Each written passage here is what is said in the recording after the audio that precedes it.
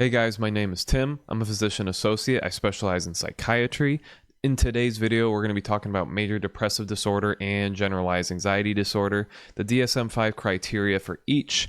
I'm going to talk a little bit about how they speak. We'll use some examples for that.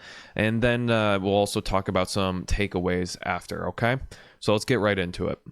Firstly, what we're going to be going through is major depressive disorder. So the DSM-5 criteria, or the diagnostic criteria we use in the field of psychiatry to diagnose any mental disorder.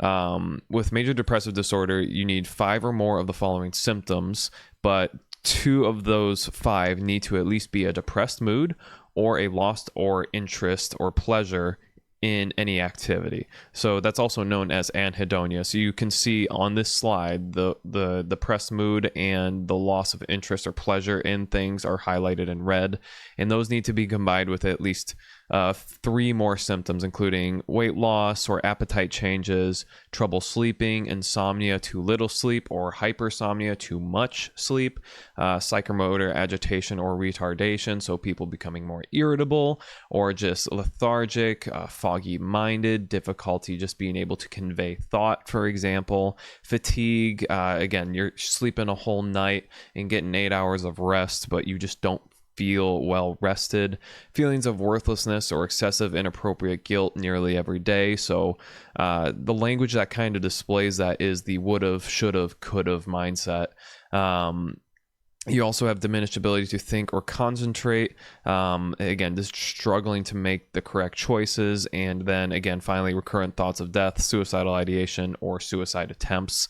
There's also passive and active suicidal ideations, and that kind of can help us grade mild, moderate, and severe. However, there's so much more to that when it comes to a grading scale, including using questionnaires like the PHQ-9.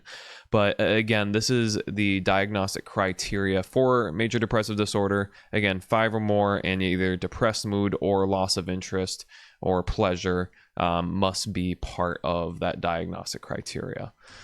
All right, moving on to generalized anxiety disorder. So again, versus major depressive disorder, you need to at least see these symptoms of generalized anxiety disorder for at least 6 months, whereas major depressive disorder is 2 weeks. Now, with major depressive disorder, just a side note, after a period of 2 years in adults and 1 year in children, MDD does not it's not MDD anymore. It is now dysthymia or persistent depressive disorder. Now, in generalized anxiety disorder, what you need to see in someone is they have a difficult time controlling their excessive worry. Their anxiety is typically, again, shown or manifested through restlessness, fatigue, difficulty concentrating or mind going blank, just again, thoughts going out the window, right? Irritability, muscle tension, and sleep disturbances. Now, what you'll notice is a lot of those symptoms are also, again, very similar or akin to major depressive disorder. The fatigue, the difficulty concentrating, the irritability, the sleep issues, right? But they typically manifest differently, right? Again, people who are depressed, a lot of the thinking is on the past. People who are anxious, a lot of the thinking is in the future, right? Again, people who are anxious and they can't sleep, for example, they may be thinking about all the tasks they got going on for tomorrow, or a possible business or job interview, for example.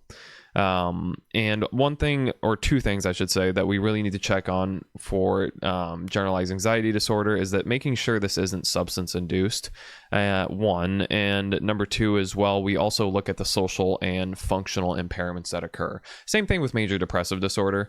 That can help us also grade how severe the major depressive disorder is. But to a T, this is generalized anxiety disorder. If you meet most of these symptoms, you're going to be diagnosed. Especially, again, that 6-month period is very, very important.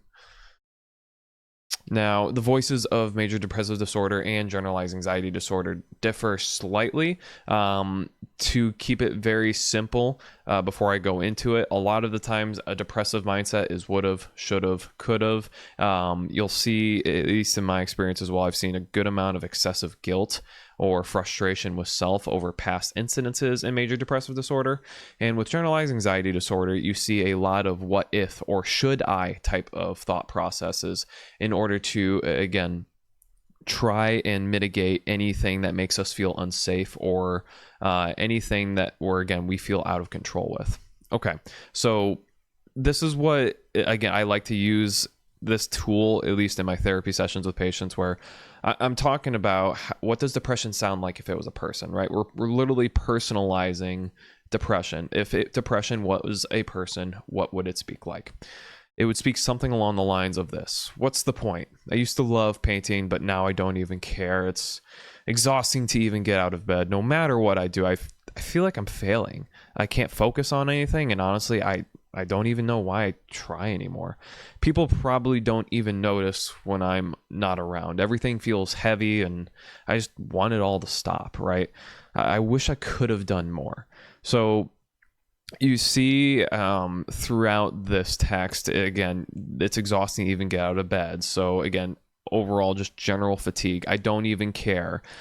We see that anhedonia aspect. I'm not able to focus on anything. The lack of concentration, the mind fogginess, the inability or want to do anything. We see more anhedonia near the end, and then everything feels heavy. It just takes a lot more energy to do anything, right? I just want it all to stop. That could technically even be a passive suicidal ideation, but typically you want to make sure you probe and see where that thought is coming from. But this is what depression would sound like mostly.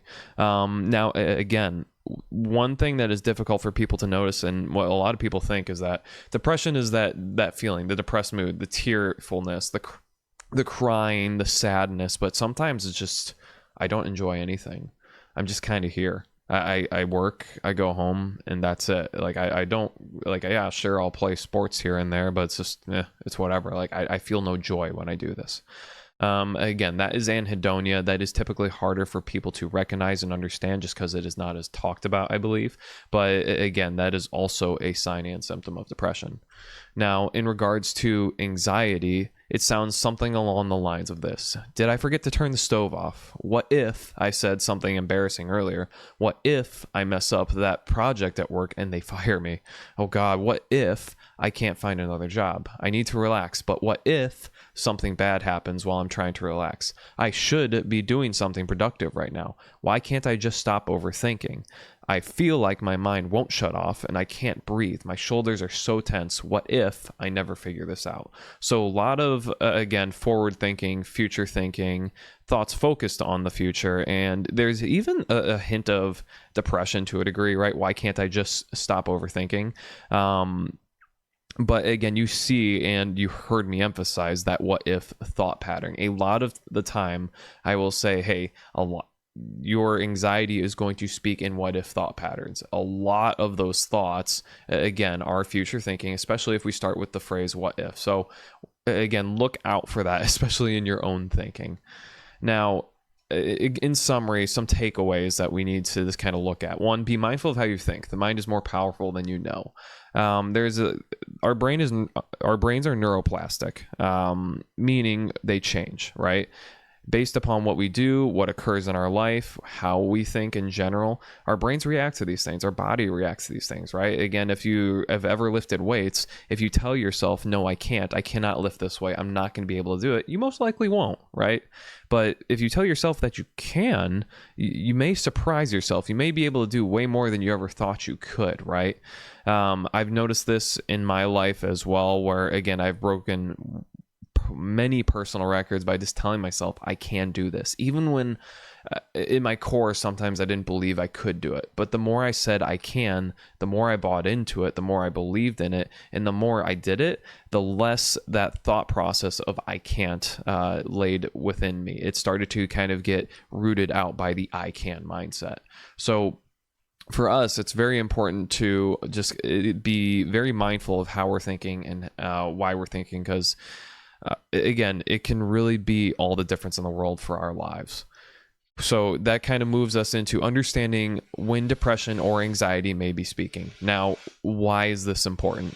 It's important because the what ifs and the would have, should have, could have mindsets are powerful. The more we think in these patterns, because they can turn into habits, the more invasive they are in our lives, and the more they define our lives. If I always think in a woulda, shoulda, coulda mindset, my view of life is going to be pretty crummy. Same thing with the what if mindset, right? But for us, it's the emphasis on the can mindset, the present mindset.